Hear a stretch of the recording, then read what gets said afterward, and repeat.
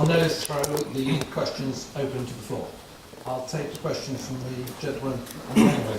Thank you, Chairman. There's one there for Owen Patterson now. I've followed your article in the Fishing News about days at sea, and a recent survey suggests that overwhelmingly people are not happy with the quotas in the UK and Europe. Secondly, they're not happy with the quotas which were in the UK itself. But there's over 50%, just over 50% are in support of days at sea. But the devil's in the detail, because at the moment, our boats, which are the inshore fishing boats, which are boats up to 15 metres, 50 foot, they do around 200, 220 days in a year. And if you're saying that they're going to cut those days at sea, they'll make it uneconomic for us. The problem is that it's the economics in fishing, and for young people to try to come into the industry, it's extremely hard because they don't have the quota. That's all pulled up by multi-millionaires. So the system where it's days at sea with the quotas, is going to be unfair. So we need a system where at days at sea, whether you have a quota or whether you're not. Perhaps you'd like to comment on that. Thank you. Yeah, is this thing on? Can you hear me? Yeah. Emphatically, I'm very clear that you get rid of quotas. You convert all quotas into allocations of days at sea. So you can take a catch composition, you can take a rough average of what people have been catching the last 5 years, which will not be accurate, of course, because we know they've all been forced to chuck stuff back.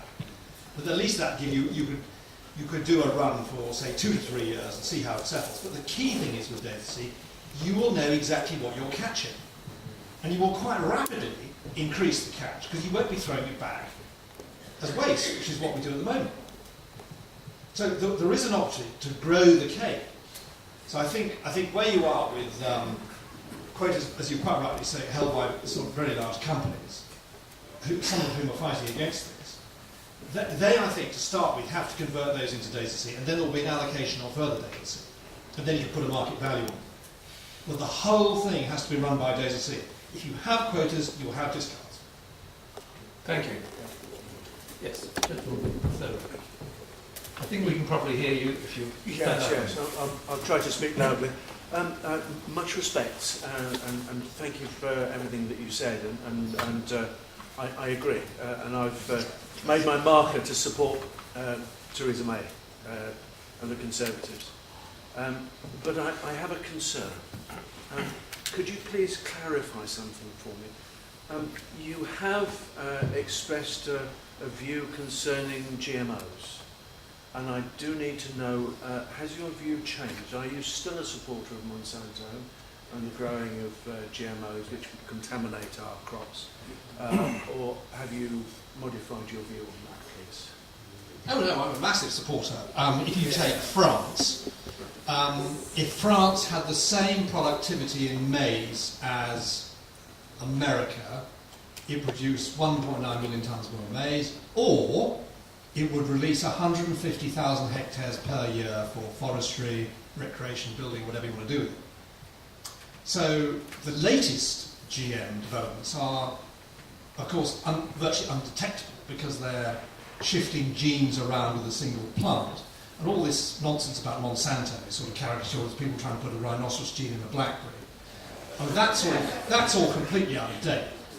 And GM has been a wonderful boon. I went down to South Africa, where conventional farming was delivering at best 1 tonne per hectare. Under GM, there are these great strong stands of really dark green maize, looking really healthy. Without irrigation, they were getting 5 tonnes. With irrigation, they're getting 10 tonnes. And the deepest respect to them all, they're fat. Everyone thinks the biggest problem of Africa is people are not fed properly. There were all different local nations. There were people of English descent, Welsh descent, Dutch descent, and they were all pretty fat. And it was the best manifestation, I thought, that GM is a very good thing. And I went to Cornell, gave a speech about 18 months ago now, and the reaction there was fascinating, because there were people from Bangladesh, India, where of course there's been a huge increase in the use of GM, things like eggplant, brinjal, cotton. Hands up here, who's wearing a cotton shirt? great, you're all big GM supporters. About 90% of cotton these days is GM. Don't see any of you are suffering or got three eyes coming in the back of your heads. I mean, it is all complete toshness. And what's so great about it is that there are countries, a lot of them in the Commonwealth, who saw the UK coming back rather like Sleeping Beauty coming back again. And we can really help them. So we've got these amazing research institutions like Rothamsted, John Innes, all the stuff around Cambridge, and they're really gagging to work with us. And I mentioned Monsanto. Who knows what about Monsanto? They're nearly all the development in India and Bangladesh and places is local firms and local research institutions and local universities. And there's a nice lady from Uganda took me around, and she said, I'm just so pleased to see someone like you who's supporting this, because these Europeans that stop us using GM in order that we keep taking aid from their governments, they don't know what it's like to see their neighbours, my neighbours, dying of poisoned cassava. Well, we have no interest in cassava in this country at all. We don't grow cassava, we don't eat cassava. Uganda, it's an absolute key staple, and if you've got one of these particular virulent diseases you get in Africa, if you could develop a GM strain resistant to that, more people would live. Bang on, I'm really pro-GM. Thank you very much. So, Theresa May seems to be asking us to trust her completely and absolutely to decide on our future relationship with the EU. There's been some recent backtracking in recent weeks about immigration and the law of the ECJ. Why should voters turn up and vote for Theresa May? Why shouldn't they say support UKIP if it was very clear that no deal is better than a bad deal? Well, bluntly, grow up. Grow up and wake up. We've had a referendum result with 17.4 million people saying take back control. We have a Prime Minister who says she wants to take back control of her borders, her money and her laws. She said she would trigger Article 50 and she has done.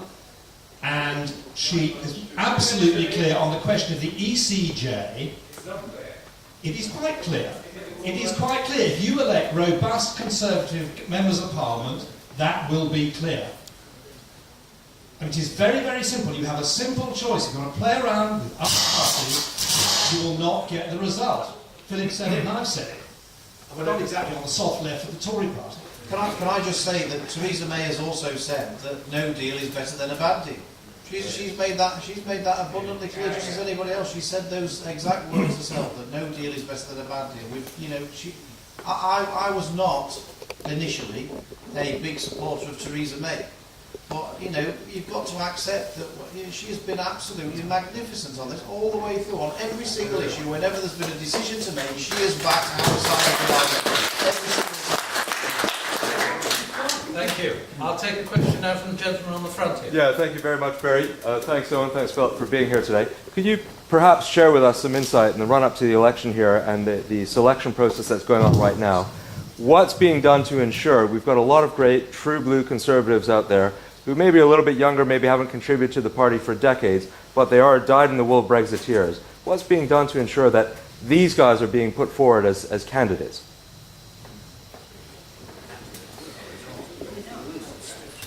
Well, the honest answer is I don't really know. Is the honest answer to that question. I mean, the thing is at the moment is that we're in a different situation.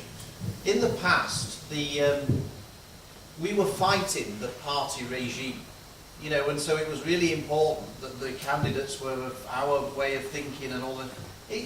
The party's now of our way of thinking. We've got to get into our head. We've been used to battling against the establishment for years. The party now is us. It's not actually as important about these things, because whoever gets selected in these seats will probably be people who will support the Prime Minister in those negotiations. So I'm a bit more relaxed about it, but I can't sort of sit here and say, oh yes, I can guarantee that in every seat there's a sort of a Philip Davis Mark II. There probably isn't. Thankfully, I suspect in most of the situations. But I'm pretty confident whoever gets elected in these seats, if they're Conservative, they'll be supporting the Prime Minister, and that's all we ask of them. We don't ask any great thing, we just ask them to support the Prime Minister. Thank you very much indeed. Yes, gentleman in the pink tie there. Yes, you, sir. Everybody believes that the single market is good for this country, and it seems to me that we've failed to get the message across that it's actually been a disaster. Because the whole of our balance of payments deficit is with the EU. It's over 100 billion a year. In the last 15 years, our imports of goods from Europe has gone up. Our net imports of goods have gone up by about 80 billion. And that means 80 billion of stuff that we used to make is now made in Europe, with the jobs and all the problems for the people in the north and the factories that used to produce the stuff. And we don't seem to get that message across. The second thing is, if we go to WTO, according to a Civitas analysis I saw, they would pay us about 13 billion in tariffs and we'd pay them 5. So we'd be 8 billion worse off. Why aren't these messages coming across so that people realise that if we walk away from the single market, we walk away without a deal, we'll actually be doing very well? I'm sorry to say I don't agree. I think at the beginning of the debate, shortly after the referendum, there was a lot of discussion of the single market. And I think we have won that argument, because you now see the Labour Party and the Liberal Party about access to the single market. So there was a clip went round by with the Remainers, who quoted me and Dan Hannan and a number of others, and they were very careful to take just one sentence out of a clip, when we'd all got to say, moving on, to say that we want access. And access is what's about. I'm not worried about the single market. I think we generally won that argument. I think more important is the customs union, where I think it is still open as to whether people really understand what the customs union is and what the merits are of the common external tariff. And I think most people who drop that on their left foot wouldn't know what it was. So I think that there is more work to be done explaining leaving the customs union, because that, of course, is vital in order that we can do the trade deals, which I happened to touch on when I was speaking earlier. But I don't really agree with you on the single market. I think we pretty well won that, but we want access to the single market. And what we are saying is that we are going to offer reciprocal free trade. And if they are silly enough not to accept it, then Prime Minister said, no deal's better than a bad deal. Thank you. Yes. Gentleman standing up with in the blue shirt with the open top. I just wanted to ask you, if the CFP is reformed, will, I don't know how to put them, but these kind of industrial trawlers which sort of dredge the bottom of the sea floor, will they be outlawed? Well, the merit of days at sea is everything is landed, so you see what comes back. And as I said, in a modern fishery with modern communications, and things have advanced a lot actually since I did my paper, you can now have cameras on nets, cameras on boats, satellite tracking. You will know exactly what's going on. You can direct them. So when I was in various places, if people ran into too much bycatch, they ran catching too much hake, and you could have immediate analysis of this by local experts and local scientists. Yes, you can stop things happening. But I wouldn't tell you this evening, stop every sort of gear. What I can tell you is we would also be able to use the most advanced selective gear, which I found extraordinary as hostility in the European Union using selective gear. Thank you. Yes, gentleman in the boat up. Yes, yes, thank you. My name is Hugh Cavendish. May I ask if there's a danger of all the Remain vote landing up with the Liberal Democrats, and that there will be a big Liberal Democrat resurgence, something which I find rather repulsive. So, have you got any thoughts on the Lib Dems? I'm from the Lib Dems. Well, look, I think that the Lib Dems will do better at this election than they did at the last election. I think that's pretty clear. They couldn't go down much more, to be fair. But I mean, I don't see them winning massive amounts of seats. I think they'll sort of start going back to just having a more respectable vote in constituencies than they got at the last election. I mean, in Shipley, they went from 20% of the vote to losing their deposit in Shipley at the last election.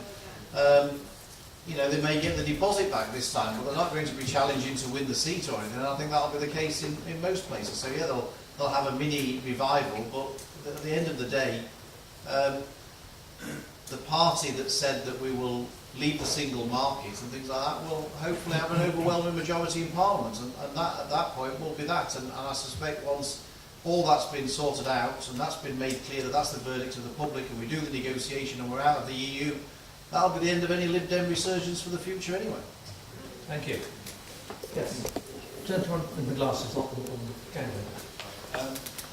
I'm from a constituency just south of Phillips in Wakefield, which has been Labour since it was created in 1932 and voted 67% for Leave.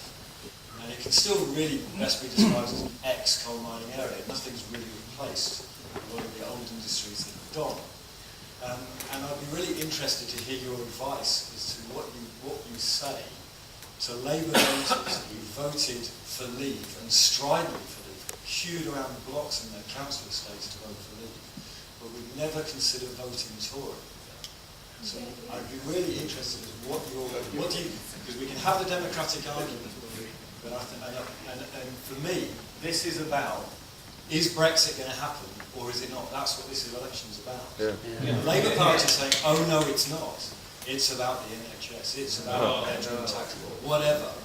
But there are a lot of people who want to vote Tory, but will say, I will never vote Tory. And I'd be really interested to hear what your advice would be. Well, the thing about Labour voters is that, on the whole, particularly in places like Wakefield and places like West Yorkshire, traditional working class Labour voters, is that on the whole they're more right-wing than Conservative voters. I mean, if you ask these working class Labour voters about what they think about not just the EU but crime, immigration, foreign aid, whatever, they're far more right-wing than most Conservatives. All of these issues, they don't vote Labour through belief.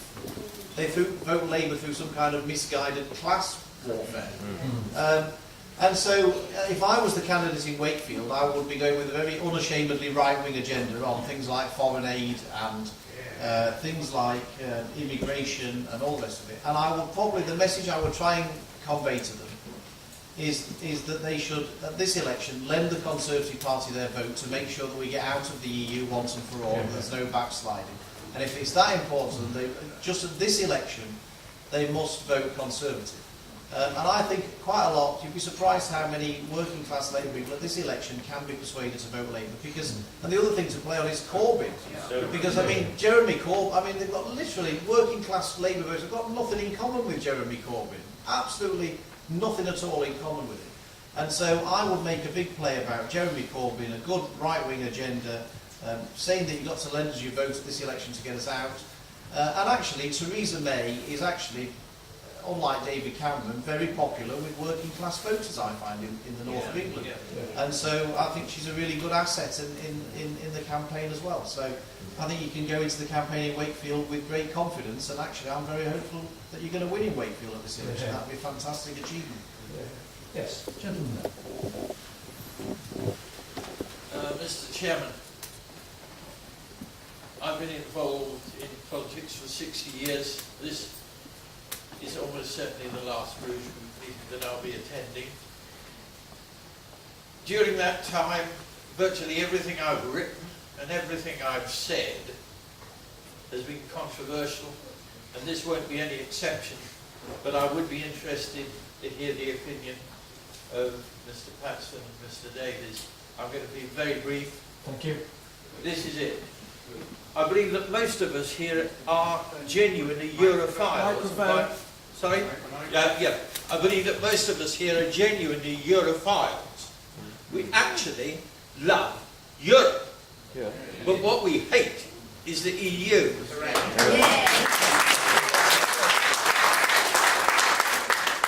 But in order to be effective, we must recognise the reality. And the reality is this. And this is the first shocker, but by God it's true. The reality is that we are once again engaged in a European war of liberation against a skillful and determined enemy, but with this difference: with equally skillful and determined allies in positions of power and influence in our own country. Dealing with this reality would involve a radical change in our objective and in our procedure. In short, we shouldn't be seeking to reach an agreement with the EU. We should be seeking to hasten its collapse. Basically something resembling the common market that we were tricked into way back in '72. a trading relationship between sovereign nations. I'm going to keep it very short. Thank you. Okay. The eventual breakup of the EU seems to be certain. But the history of such regimes, and you look at the USSR, 70 years of increasing repression, shows that the breakup is likely to extend over generations of increasing tyranny. The strategy which I've outlined would be designed to bring about the disintegration of a nascent evil empire before it's stranglehold is too powerful to break. I cut out a part here that I really ought to mention, and that is that the second part of the strategy would be to ensure that the other members of the EU recognise that we are their friends fighting for their liberty. We need to be able, first of all, to work amongst the MEPs, then gradually build up alliances. Thank you. Thank you very much indeed, sir. We're very short of time. Take another question, and the panel can deal with 2 questions at a time. Yes, sir. Excellent speech, Mr. Patterson. Sorry. Your speech was truly inspirational. I thoroughly enjoyed it. There have been rumours in the press, lots of rumours, that at least in the EU's perception, there is a very real possibility that the fisheries industry will be, if you like, re-sacrificed in the interests of access to the single market. What is your take on this? And if it proved to be true, what could be done about it? And what impact do you think it would have on the Conservative Party? Did you want to? I'll take both questions. Well, I think the gentleman had a very important point, which I would interpret as follows. The next few months we're going to see what we really want to see is a division between the member states who are very happy trading with the United Kingdom and who have a significant surplus with us, and the Commission who are driven by the project. Yeah. And I think there are some signs of that. So I was in Germany, in Berlin in January, and we talked to French people quite recently, and Belgians and Dutch, and it's really important that they talk to their politicians and stress that they want to continue, and I keep repeating this phrase, reciprocal free trade, whereas the Commission is absolutely driven by the project. They held this thing together with the most amazing discipline. If Jean Monnet was around today, he would be astonished how far they've got it, with appalling human consequences. Over 50% youth unemployment in Spain, etc. Disaster in Greece. And I think that is the job for us to talk the whole time, which we do, to like-minded politicians, and above all businesses, to get on to their politicians, to show that this is for real. And what I thought was interesting in Berlin in January was the establishment simply didn't believe it was going to happen. They really didn't believe that we would trigger Article 50. We have done, and now the trick is to work with like-minded people in Germany, France, Belgium and Holland to get their politicians to come up with pressure on the Commission. And I thought the most interesting things happened in Germany. I got on very well with the German Agriculture Minister, who at the time was called Ilse Aigner, and she's a significant figure in the CSU in Bavaria. And I lived in Munich for a bit, and used to talk my sort of worst cold Bavarian, so civil servants couldn't keep up. And she is a real ally now, and she's making quite major noises, saying that her CDU allies in Berlin, she's now the economics minister in Bavaria, must not foul up the negotiations, because the UK is a key ally and a key market for Bavarian goods. Obviously BMW cars, but the huge investment in the mini plants, the most obvious manifestations. And I think that is the way to address the questions you're putting.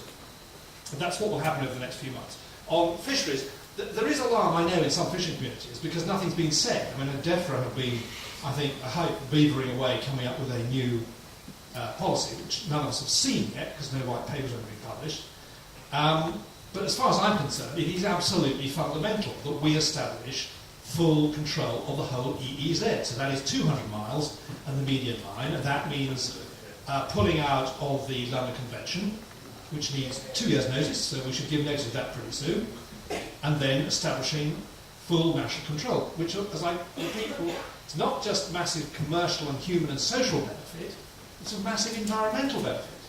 Because those countries I went to which had sane fish regimes had growing and improving marine environments. Thank you.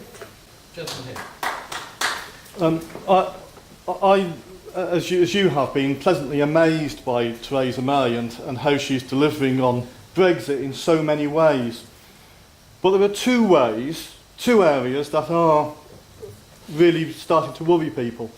I've got to come back to what the young gentleman at the back said about justice and home affairs. I'm sorry, maybe I'm not grown up, maybe I'm a bit thick. I've got to have it really spelt out to me now in so many words. Will the manifesto contain a firm commitment that we will not have the European arrest warrant? Not European arrest warrant, but somehow not under the European Court of Justice. And the other one is, because I think she will win on fisheries and all of that, but in exchange we'll have to give away integration into a European Union military cooperation and integration. That in principle is disagreeable to us, and in practice, because of what the European Union is doing in its animosity and bellicosity towards another great European nation, I think a lot of us would really like to see again a firm commitment that all of these things that she is winning is not going to be in exchange for European arrest warrant, which I think Theresa May doesn't even want to win on that one, given her own track record, and foreign affairs. I mean, we need to know that she knows Brexit means Brexit and not British Free State. Thank you very much. Spend an immense amount of time in the Chamber of the House of Commons discussing the issue of the European arrest warrant and these associated issues. What are your thoughts?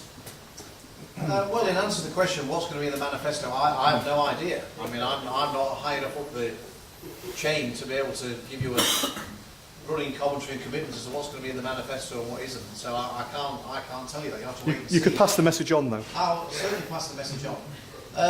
I mean, Owen probably knows more about the issue of the armed forces. I've not noticed any desire from anybody here to get involved in any armed forces with the EU. The government have consistently been opposed to any moves to try and have a European armed forces. Of course, we want cooperation, but under the umbrella of NATO. I don't believe anybody's wanting to get involved in that. I've not heard that. It's the first one I've heard, if anyone is. On the European arrest warrant, it's an interesting question. I don't know where Theresa May is on that. She may well be that she wants to stay part of the European arrest warrant. I genuinely don't know. I genuinely don't know the answer to the question. I've voted consistently against being in the European arrest warrant and would continue to do so. But the whole point is that when we leave the EU, with a deal, the deal may well not tick 100% of my boxes. I'd quite happily go with 97, 98, I'd go along with that. But the point of the matter is that once we've left and we've got a deal which is in effect what the British people voted for on those big issues, at any future election we can go back and change these things. That is the whole beauty of being out of the European Union. When a deal's agreed with the EU, that is not a deal forever. If at some point the UK decides, if we did stay in the European arrest warrant, which I hope we won't, but if we did, that wouldn't be it. It means that in the future, if we wanted to come out of it, we could come out of it. That's the whole point of being out of the EU. You're not committed to these things forever. And that's why we've got to keep focusing on the big picture and not looking at any one thing to say, well, unless I get everything, I don't want anything.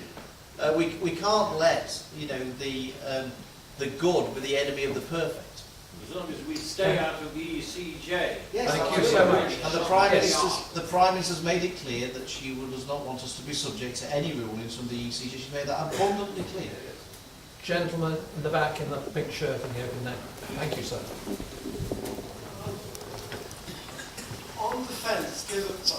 On defence, given that most European nations do not pay their 2% for NATO, why should we, 1, turn up and defend them, or 2, actually share any of our intelligence? And why is it off the negotiating table when it should be on it? Well, I mean, I would say that we should be very careful. What we all rely on in NATO is actually the United States, really. Without the United States, we'd all be struggling a bit, to be perfectly honest. So I don't think we should get ahead of ourselves too much. And I think Donald Trump is doing exactly the right thing. I agree with him wholeheartedly when he says that he's quite happy to keep up with NATO, but as long as everyone pays in their fair share. And actually, I think we can rely on Donald Trump to actually sort this out. Yes, sir. Question from you. Yes. Thank you. Yes, with the climate for immigrants in mainland Europe is becoming increasingly hostile, does that mean that we will have to accept large numbers from there if they want to come in the next 2 years before we leave? There are very large numbers in Europe of immigrants, and the climate is becoming very inhospitable to them. Many people may wish to come here. What's our line on that? I mean, have you got any thoughts as to whether there's going to be a rush of immigrants into the country? I'm not quite sure who you mean. Do you mean Well, immigrants from outside Europe getting into Europe? Or existing European citizens? Yes, existing European citizens of immigrant descent who are finding life a lot more hostile in European states, in particular in France. Many of them might wish to come here, in Holland likewise. Well, I think, very large number. I think Prime Minister David Day has been pretty clear on this. So we want to resolve this issue of right of abode, both of British citizens living in the European Union and European citizens here, as rapidly as possible. It's been held up, as I understand it, by the Germans, who did not want to negotiate anything until we triggered Article 50, which I think was a mistake. And when I was in Berlin, this was a major issue for them. But I think you raise a point that at some point you will have to put a cut-off date. Otherwise, there might be a sudden increase in people coming here who may not be skilled, and that I think is a risk. But Davis has said absolutely clearly this is going to be a priority of negotiations, and it can be resolved very quickly, and it needs to be. The other thing I should say is that there's actually no evidence that that's happening. Actually, the figures coming in, the latest figures from the EU, was actually showing quite a marked drop of EU people coming into the UK, because obviously they feel sort of slightly deterred by the fact that we're leaving the EU, and it's become less desirable for them to think of Britain as a destination. So I think all the latest immigration figures show that actually, even though we're still in the EU and there's still in theory free movement of people, actually it's starting to do the job already in reducing the number of people coming into the UK. Thank you. Thank you, Philip. Yes, gentleman on the gangway in the dark top. Yes, you, sir. Yes, my name is Robert Henderson. I think I'm going to ask the question probably a lot of people want asked, which is this. What happens if we get to the point where an agreement has been concluded after the negotiations, and that agreement, in fact, is a fudge? It's called Brexit, but it isn't actually Brexit. It'll have a long transitional period, money to be paid, and such forth. What are the two speakers tonight going to do about that personally, and what do they think their party will do about it?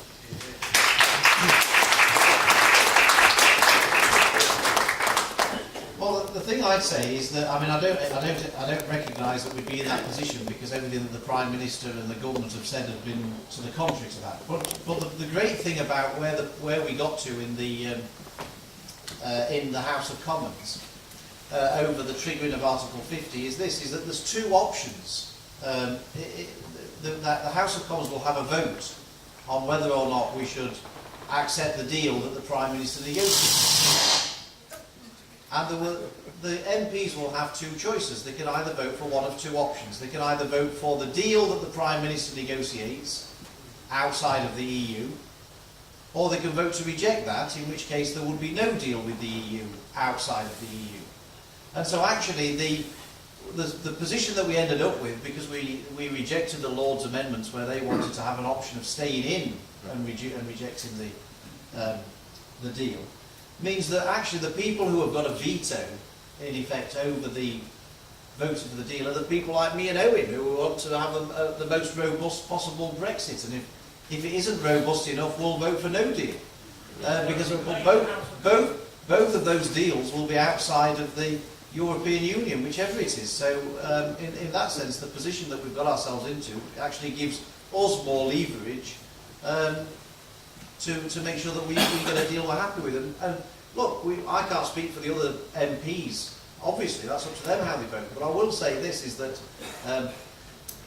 in the Maastricht Treaty votes, the Labour Party, led by people like Blair and John Smith, who were passionate Europeans, they voted to vote down the government. They voted to give maximum embarrassment to the government.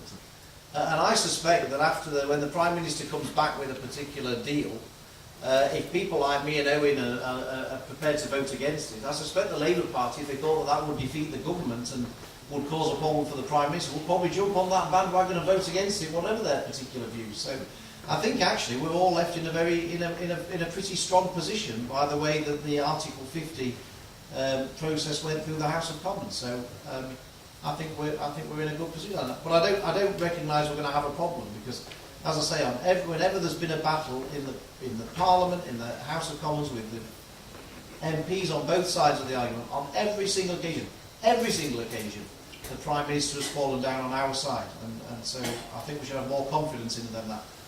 Thank you. Okay. Lady on the second row. Philip, Owen, regarding immigration, I'm sorry to keep going on about immigration, but obviously it's quite a key thing. We in Sheffield have a large population, as in Rotherham, of Remainers. And when I go into town, I see the same families during the day, and obviously they're not working. Now, I know our Prime Minister still wants to sort of play fair by everyone, and obviously those people that are over here working already, they're not going to get thrown out. However, there are an awful lot of people going down, anybody going down to Marble Arch or Green Park, not far away, seeing them in tents, in the park. These people shouldn't be here. If they come over here from the EU and they do not have a job, they should go back.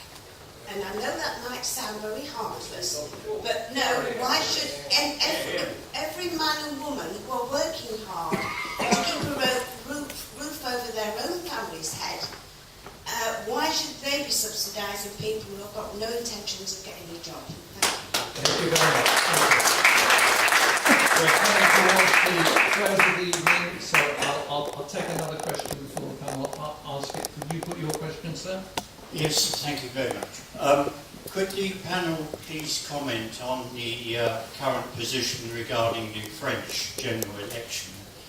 And secondly, I wonder whether we ought to consider offering traditional Labour voters something in addition to firming up on Brexit. For example, guaranteeing, preserving, enhancing employment laws, employment rights, trade union rights, and that sort of thing. Okay, well, let's have a quick response to those 2 points from our panel. On France, of course, I suppose the interesting is a significant proportion of the electorate voted for Brexit. And there is considerable unhappiness in France. I was in France over Easter, and I go there a lot. Horrendous levels of unemployment, which are hidden.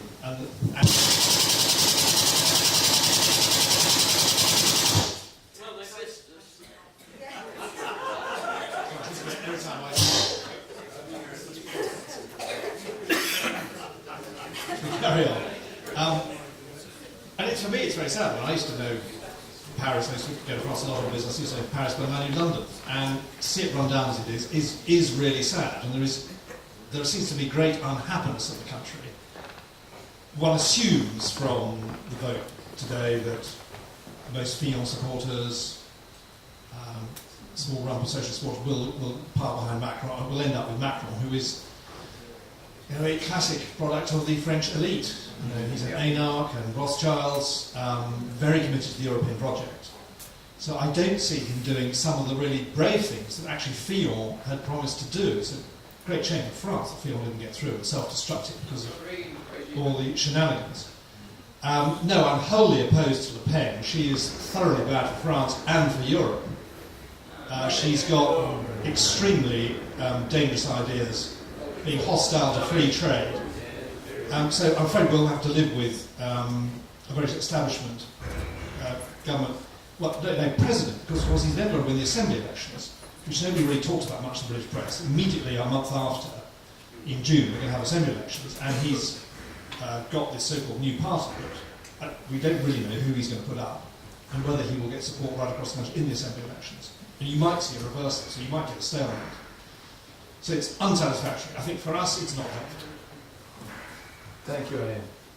Philip, I don't agree with your I don't agree with your proposal to offer, better employment, employment rights and all this kind of business. I mean, I think it fundamentally misunderstands most Labour voters, traditional Brexit supporting Labour voters. Like I say, a promise to scrap the target on overseas aid will do much more wonders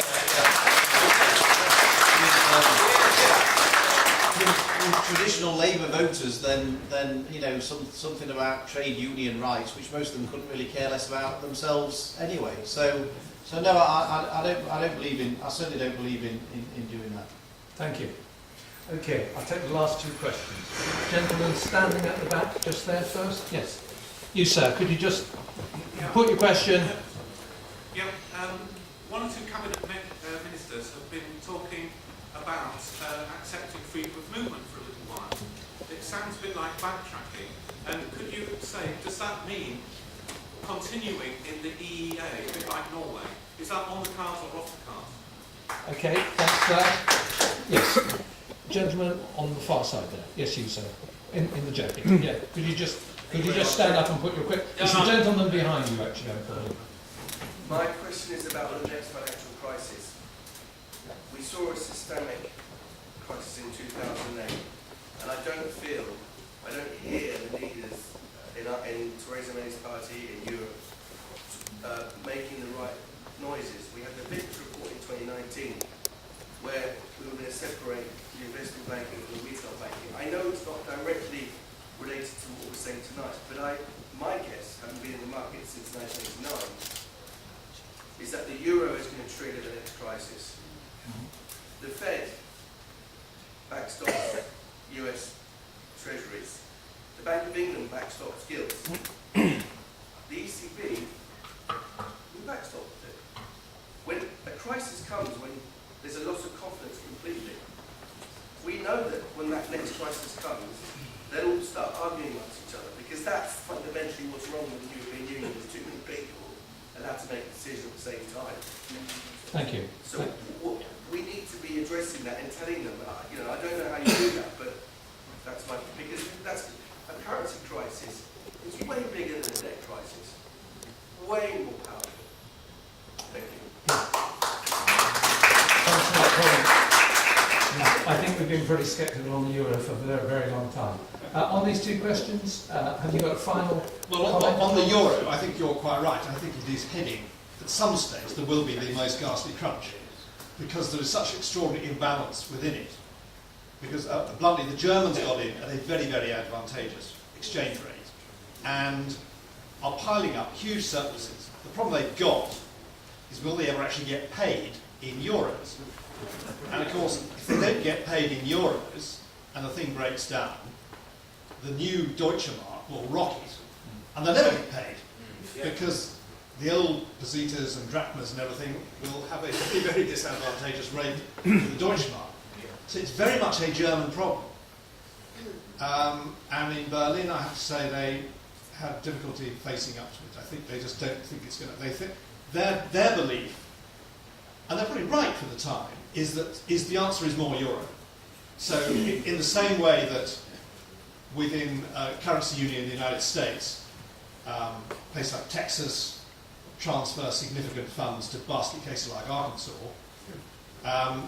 The German belief is that by tightening up the rules, which you saw in the 5 Presidents' report, which of course has been forgotten, which means you go from currency to fiscal to economic and ultimately political union, they believe that will give them a safe mechanism and framework within which you can transfer funds from wealth-creating areas like southern Germany, Bavaria, Baden-Württemberg, southern Holland, to areas which tragically cannot create wealth at the level which they belong to the euro, which is Andalusia or the Mezzogiorno or Greece.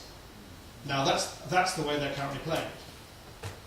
So it's still a big question mark over the whole thing in my opinion.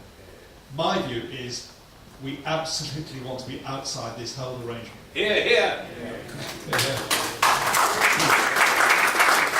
Yes, yeah, I mean, I absolutely agree with Owen and you that the euro will precipitate a financial crisis at some point. The question isn't if that's going to happen, it's just a question of when that's going to happen. And that I don't know, but I do fear for the consequences for all concerned when it does happen. It will happen at some point. But like Owen says, it's better that happens when we're outside of the EU than when we're inside the EU. As opposed to the gentleman who asked about, is going to allow free movement of people to extend beyond the period that we leave, is that on or off the table? I would say quite categorically that will be off the table. And knowing Theresa May and David Davis as I do, there's no way they'd be agreeing to that in a month of Sundays, to be perfectly honest, and the British people wouldn't put up with it. So I think that would be completely and utterly off the table. I just can't see anyone even contemplating agreeing to... Sorry? Is Boris bonkers? No, Boris isn't bonkers, but I'm just saying. If you're asking me, do I think that's on or off the table? I'm saying off the table, and I can't imagine that anybody in the Conservative Party would agree to it, because it would be catastrophic in electoral terms. We're not stupid. It would be catastrophic in electoral terms for that, and it's just not going to happen. But look, the papers have got to write about something. As Owen said in his speech, the Conservative Party is the most united it's been in any of our recollections. And so it's a bit boring, isn't it, to write the Conservative Party totally united. You've got to find something somewhere that's a story. But as somebody who's never yet read a wholly accurate account of anything in the newspaper that I've ever known something about, I would advise you not to sort of believe what you read in the papers and take it at face value. I suspect at least 95% of it will be made up. Thank you very much indeed. Can I just make one last point? There are clearly members here who are doubtful, and you don't trust the Conservative Party, and you don't trust people like Philip and me, and you don't trust the Prime Minister. My very simple message to you is you've just got to wake up to the massive change that's happened. We've got this referendum result. The whole credibility of the political establishment, I'd actually include the media and the judicial establishment, depends on delivering this. And it really is important that there will be instability in this country if this is not delivered. The Prime Minister gets that. She really does understand that. This has to be delivered. She's made it very clear in simple terms. That means control of our laws, control of our money, and control of our borders. And you may have had doubts with the Tory party in the past. You may have horrible experience with Tory candidates. You've just got this time to suspend your doubts, because otherwise you will not have a government that delivers what the 17.4 million voted for. It is pretty binary. It is going to be Mrs May with a strong mandate, or it is going to be a pretty batty North London Marxist, friends with the IRA, friends with Venezuela, friends with Cuba, trying to cobble something together with some Greens, who are rabidly anti-business, and also, of course, the SNP, who have one idea as they run the economy of Scotland down and mess up the schools and mess up the hospitals and mess up the police system. They just are driven like nationalists by this sole goal. And it is binary. Those are the only results you're going to get out of this election. There's not going to be many coalitions this time. It's going to be Mrs May and the United Conservative Party delivering what you pretty well want. And Philip's spot on. Once we get the powers back, We can harpoon ministers at the dispatch box. You can chuck out the government, get another government in. Well, we've got to get the powers back. And we don't get the powers back until we repeal the 1972 Act. And that requires a majority of Conservatives in the Houses of Parliament with a manifesto commitment which gets a majority in the House of Lords. Thank you very much.